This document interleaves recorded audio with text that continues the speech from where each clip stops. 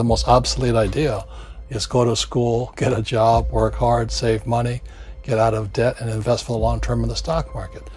See, why would you save money when they're printing trillions of dollars? The gap between the 1% and 99% is massive. You see, it's not just money. You have to step back and look at the bigger picture. So what do you do? In every one of us is a poor person. There's still a poor person inside me. There's also a middle class person, and the middle class person wants security. They want that steady paycheck. And there's a rich person. And they're all inside of us, except that it's not taught. You're taught to go to school, get a job, and get a paycheck. You're not taught to how to get rich. If you read Rich Dad, Poor Dad, my rich dad refused to pay me. He said the paycheck was one of the most damaging things you could take in your life. He says the moment you take a paycheck, you're an employee, and that's the mindset. So my rich dad never paid me. It drove my poor dad, government employee, nuts. You gotta pay people, you gotta pay people. And Rich Dad was not saying that the paycheck was bad. He says you didn't want to be a slave to money. So as an entrepreneur, if Rich Dad folded, I just started another company. I don't need a paycheck. I don't need anybody to take care of me. If my government doesn't like me, I move to another country because they need entrepreneurs there. So the entrepreneur is not so much the business. The entrepreneur is really the mindset and the skill sets and the different set of rules. You see, I don't operate, small business does not operate in the same rules as big business. Entrepreneur is a mindset first, a skill set, and rules. And depending upon whether you're an employee or a small business, the rules are different. The mindsets are different, the skill sets are different. If you could say one thing to somebody who's never been an entrepreneur and they're thinking about making the leap of faith into becoming an entrepreneur, what could you tell them? Well, I'll just tell them the same thing that happened to me. My last paycheck, I still remember it clearly. It was one of the worst and the best days of my life. And I was in Puerto Rico. I was working for Xerox, and my boss gave me my last, it wasn't a paycheck, it was a bonus check. I think it was about $30,000 taxable. It's the only problem with that. So I got this check and I went, holy mackerel. You know what I mean? So I was excited, but I was also disturbed. And so this other guy comes up to me, his name was John, and John says to me, he says, you're gonna be back. I said, why? He says, because you're gonna fail. I looked at him and said, look, few expletive words, because that's what he did. He left Xerox, failed, and he came back. And I said, look, you failed and you came back, but I'm gonna fail and I'm never coming back. And that's the attitude. Do you know what I mean? If you say, well, if I fail, I'll go back to mommy and daddy, then that's what you'll do. So if you fail, that's when I became an entrepreneur, because I had no money. I had no money for years. I didn't have a paycheck. But that's what my rich dad encouraged me to do. He says, when you don't have this paycheck, you get hungrier, smarter, and it's a test of your character. Will you become a crook? Will you become dishonest? Will you cheat and steal? Or will you become a better human being? So really, that's the benefit of becoming an entrepreneur, is you really find out who you are when you don't have anything. So you always have to look at the big picture. Too many people look at, well, what's going to happen to me? Well, you look at the big picture, you're also going to know that when something bad happens, something good's going to happen.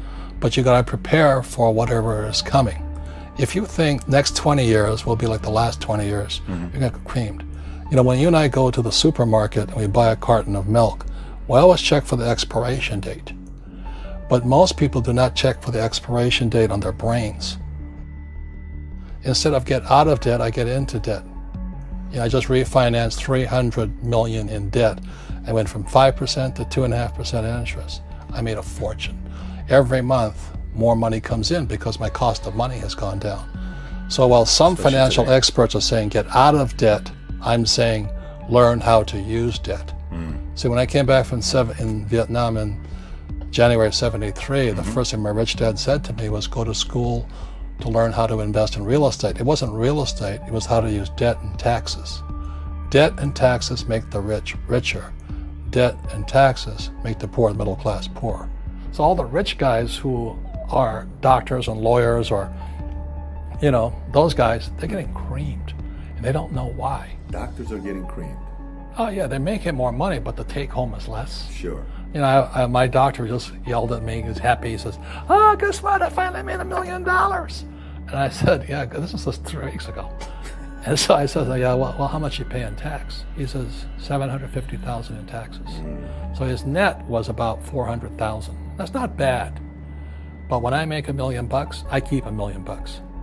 And the reason is because I don't make it by working for money. See, if you work for money, you're taxed.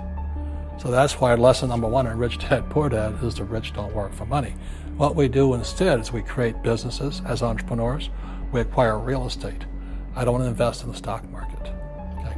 So the reason is because as entrepreneurs, I have more control over my income, how much I make, and how much I pay in taxes. And because I'm an entrepreneur as well as an investor in real estate, I pay 0 tax. So every time I make, let's say, $1 million as an entrepreneur, I immediately invested in real estate. I have a 4-to-1 step up. So I put $1 million in real estate, I get $4 million from the bank. That's why I love banks. But the banks are screwing everybody else, terrible. But it's good for me. That's why you say when you print, it's good for you, but when you print, it's bad for people that work for money. Because when you print, savers get creamed and people who work for money get creamed. When they print, debtors get rich. You see, debt and taxes make the rich richer, and debt and taxes make the poor middle class poorer. When we have obsolete ideas, we get obsolete results. So what's happening for most people, the idea of going to school, getting a job, working hard, saving money, getting out of debt, buying your house because it's an asset, and investing for the long term, is obsolete. The world has changed. The world changed in 1971 when President Nixon took us off the gold standard and money became debt. What if we get rid of school? Then what would happen? Would it be better if we had no educational system at all? No, I'm saying education is more important before. It's just obsolete. There's Moore's Law which states information doubles every 18 months. In other words, everything's obsolete 18 months. So, and this is just a recent phenomenon. So when you come out of school, you're already obsolete. And that's why I'm the old guy, I meet my friends who went to Harvard. I went to Harvard. I said, yeah, that was how long, 50 years ago? Today, the banks are charging you interest to save money. In other words, banks don't want your money because they printed too much of it. And that's why there's this bubbles in stocks and bubbles in real estate and all this. People are dumping the cash because, as I said in here, savers are losers and cash is trash. And yet people are, well, I want a high-paying job. Well, that's an obsolete idea. Get out of debt is an obsolete idea. You should learn how to get into debt, how to use debt to get rich, and they'll never teach you about taxes. The reason the 1% is way up here and the 99% are going this way is because when you print money, 2 things happen: inflation and taxes. It's crushing them. And any entrepreneur thinks, I'm just going to make money, I'm going to start a business and make a lot of money because of what we talk about. They really have got to smell the roses, man. That's not what the real entrepreneurs are doing. Most entrepreneurs, there's 28 million small business owners in America. 24 million are what are one-person entrepreneurs. They're called non-employee entrepreneurs. So and that's what happens is when people don't really understand what an entrepreneur does. So most big people are self-employed, but they're not really entrepreneurs. The self-employed pay the highest taxes of all, and nobody tells them that. Yeah, it's also called the entrepreneurial spirit, but what we were actually talking about was there's no such thing as a bad economy. There's external, you and I, we all have an external economy, but we also have an internal economy, and the willpower is to change our internal economy. So for me, I can see the good and I can see the bad. I don't really give a damn because I'm going to be rich anyway. But a poor person with a poor personal economy, all they're going to see is a bad economy because they don't know how to make money in any economy. And a middle class person, they have a middle class economy. What they want is a nice house and a steady paycheck and the job and the car. And so when you take their job away, to them, that's disaster. Well, since an entrepreneur doesn't have a job anyway, it's no big deal. So all I'm saying to people, and it's what Bucky Fuller taught me, is always two sides, you know what I mean? Unity is plural, at minimum two. So if you think the economy is bad, it's because your economy is bad. If you think that steady, employment is important, then you'll see an economy without jobs. Your economy versus the external economy. What you control versus what you can't control. I can control. Yeah, it's called an internal focus versus an external focus. So the real entrepreneur has an internal focus. That if they fall down, they say, "Oh, this is good, because I'm going to go up higher." The average person will fall down and say, "Oh, I'm going to take some Prozac," or somebody has a mistake. So, "Oh, the mistakes don't matter." Well, mistakes matter. It means you didn't know something.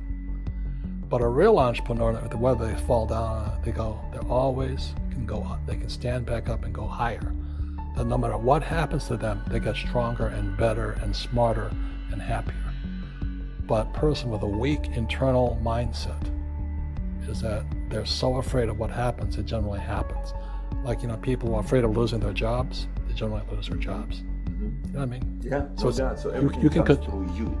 Yeah, so the entrepreneur first job is to control inside here, not outside there. The moment you take that paycheck, you're an employee. You've got to be stronger than that. It's about inside control.